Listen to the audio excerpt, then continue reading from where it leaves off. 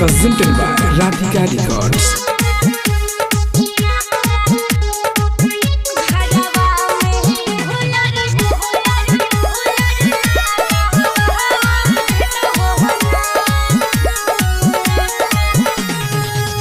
नहीं बुझेलू मोरा परेशानी दुआरा पे चलो होने फारा का बारानी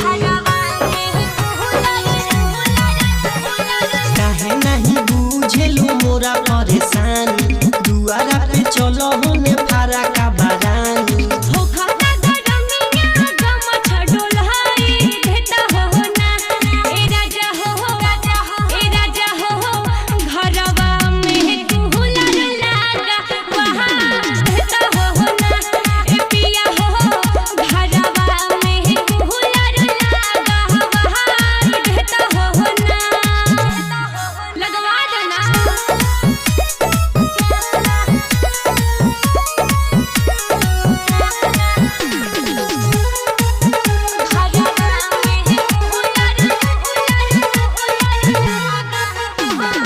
आवना डोलाई दी देना पसीना न गिरिए रानी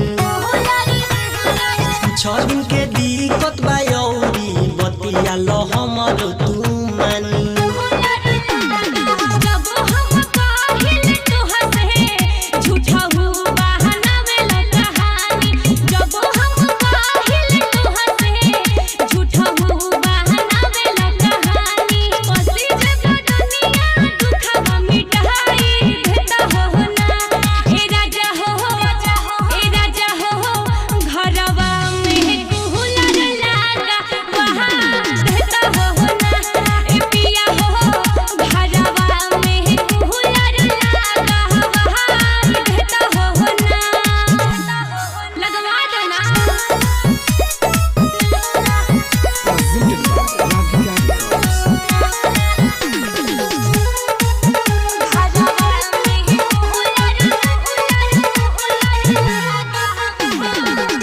साले लागी जाई पर हे जतनी सोना सेटा नदी कत नहीं होई कटी हतुरानी हो चोन्हा